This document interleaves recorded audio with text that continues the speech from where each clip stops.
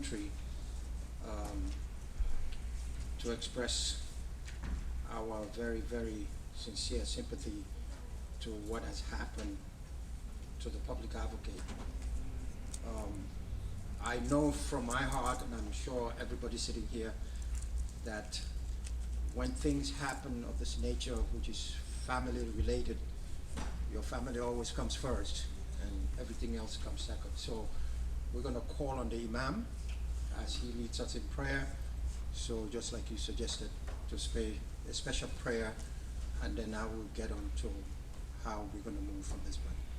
But again, on my behalf, on behalf of the community, we want to express our sympathy to the public advocate's family. We know that family member will go through. Imam? Bismillahir Rahmanir Rahim. In the name of the Allah, the merciful and compassionate, we thank Allah subhanahu wa ta'ala, the Lord of the universe, the Lord of all universe, and we alone we worship, and you alone return for our help. Direct us to the site, to the correct site way, and the way those whom you have favored.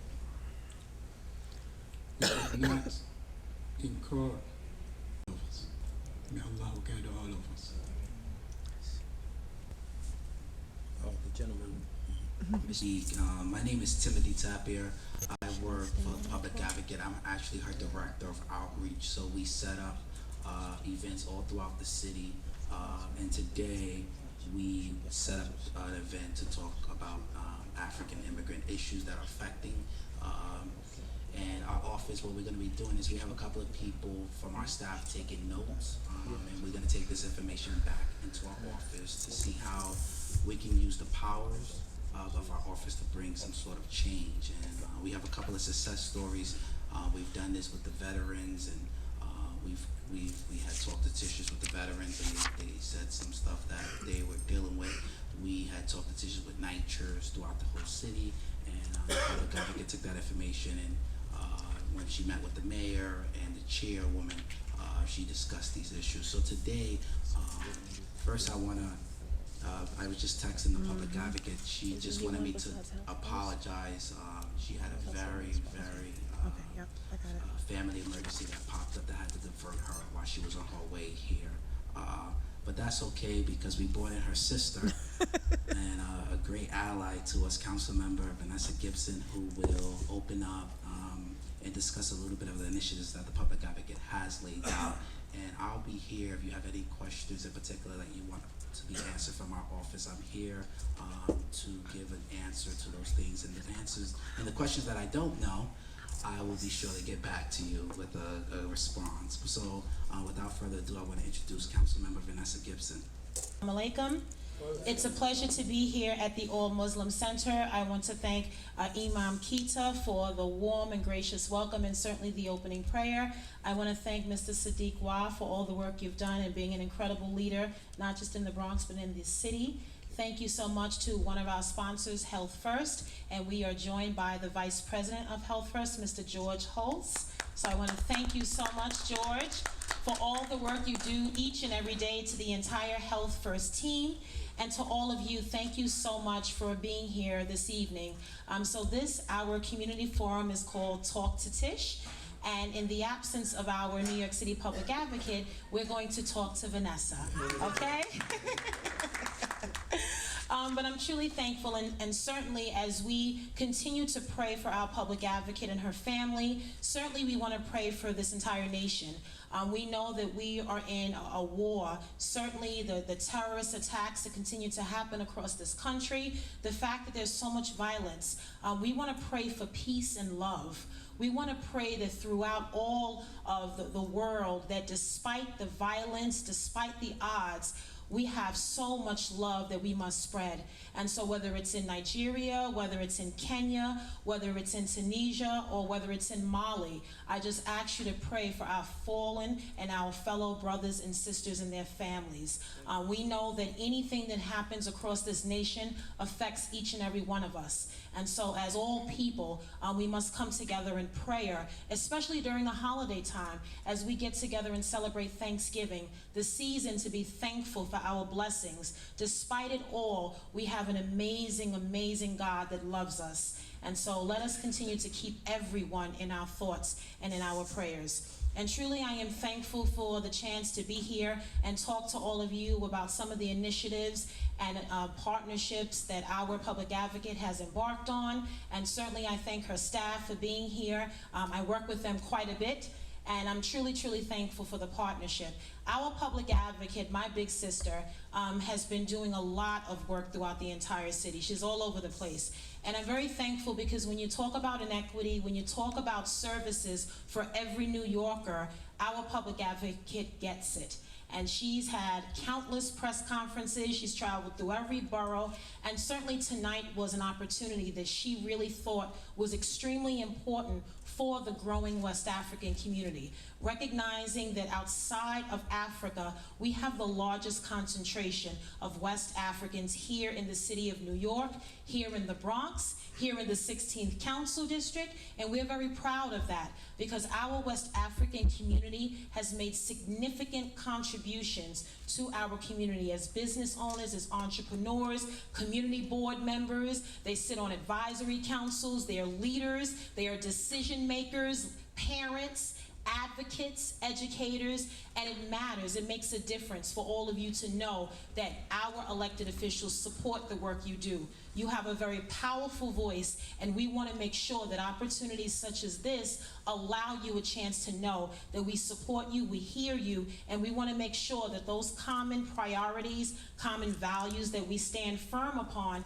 you know that you have elected officials that truly support you, and our public advocate recognizes that. And so some of the things that she has done in working in partnership with this administration under the new leadership of our Mayor Bill de Blasio, we implemented the first ever and largest municipal identification program called ID NYC. And we're thankful that the mayor and our public advocate and all the elected officials really thought it was important to establish an identification program. Many New Yorkers do not have ID. Whether they are stopped by the police, just ID to make sure that they have an identification so that if you need, you go and access social services and government services, you can tell the agencies who you are. And so last year we started ID NYC, and I can tell you there are 500,000, 500,000 New Yorkers that have already signed up and are proud ID NYC card holders. Yours truly, I have a card too. And what we did was we wanted to promote this as not only an opportunity to get an ID, but also to access many of our cultural institutions, like the Bronx Museum, the Botanical Gardens, the Bronx Zoo. And so having this ID allows you access to get into these cultural institutions. It's free of charge. We started in each borough, we had an enrollment center. So we started at the Bronx Library Center on Kingsbridge Road, but I'm very proud because we have introduced many enrollment centers, including Lincoln Hospital. You can always come to our offices to make sure that you can sign up for it, but we really want to encourage everyone. We know that vulnerable New Yorkers may not have the ability to apply for New York State ID to motor vehicles, and so this ID is recognized by all city agencies, and I must say it's recognized by the New York Police Department. And that was the biggest hurdle, but we wanted to make sure our police department was working with us. And so our public advocate was a huge part of that success, and I'm very proud of that. In addition, our public advocate has also established a hate crimes task force in her office, which is composed of stakeholders and other leaders across the city to focus on hate crimes in our city. recognizing that in the Muslim community and the Jewish community, there has unfortunately been too many incidents of hate crimes against individuals based on their religion and ethnicity, and that is not acceptable. We are not in a world where we accept nor tolerate racism and hatred towards someone because of who they worship. And so this hate crimes task force will be working in concert with our public advocate in developing recommendations and policy ideas and reporting requirements as well, so that we can continue to derive data on hate crimes that are recorded with the police department, so that we not only know who's being targeted, why they're being targeted, but also how we can filter that through programs and through other innovative approaches and tools. So we're very proud of that. In addition, language access is extremely important for all of you that access city services, social services. It is extremely important that language access and diversity is a part of city services. And many of you may know when you go and access services, the predominant language is always English and then Spanish, and then it's usually something else, and it's not always French.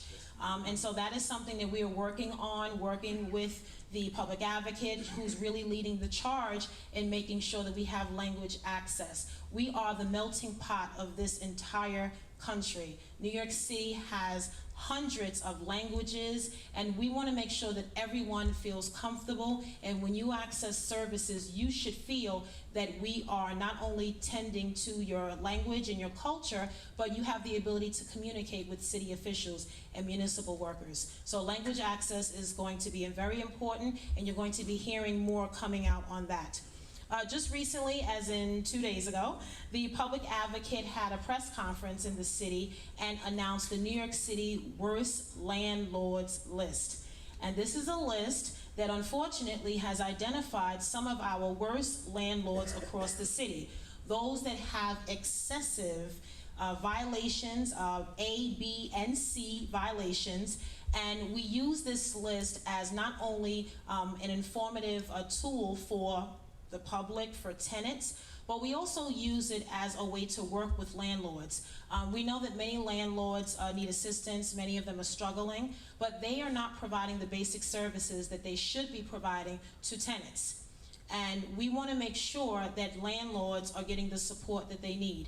And so this worst landlords list is really something for the public that's available on the website that would really identify those landlords who we deem the worst. Many of them are in the Bronx, some are in my district, and so we're going to be working with the public advocate to make sure that we can identify those landlords and work with them. With the affordability and the constant conversation we have around affordable housing across this city, it is so important now to make sure that tenants understand their rights as a tenant, what they deserve to live in quality and affordable housing. And there are too many tenants who are being harassed and abused and taken advantage of by unscrupulous landlords. And so we want to make sure that we use these tools as information so that we can really better the lives of all of our tenants. And that takes me into the next conversation on Housing NY, which is the mayor's plan to create and preserve 200,000 units of housing over the next 10 years. Our public advocate has been very involved in that. Many neighborhoods across the city are going through zoning and potential upzoning, like we are here with the Jerome Plan.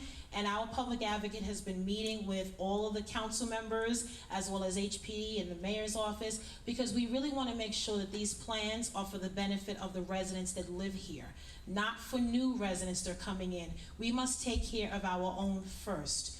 And that means preserving housing, that means investing in existing infrastructure like mass transit, education, our public schools, our parks. We want to make sure that these investments are made through these zoning plans. And so our public advocate is working extremely hard to make sure that the MIH, the Mandatory Inclusionary Zoning Plan, as well as ZQA, the Zoning for Quality and Affordable Housing, lots of acronyms, MIH and ZQA are really something that's in the best interest of all New Yorkers. So I know you've heard and read a lot about what's going on, and you know, in the city, they do not have a lot of support. And the city council will ultimately have to vote on MIH and ZQA, so there will be lots and lots of conversations that will continue. Something else that our public advocate was very involved in that is very important to the African community was the Muslim Holidays in New York City Schools campaign. The 10-year campaign that took a lot of work, a lot of advocacy, but all for the right reasons. Recognizing that our students, our Muslim children, should never have to choose between their religious observance and going to school. And I am so proud that our mayor and chancellor this year, this school year, recognized the 2 Muslim holidays in our New York City public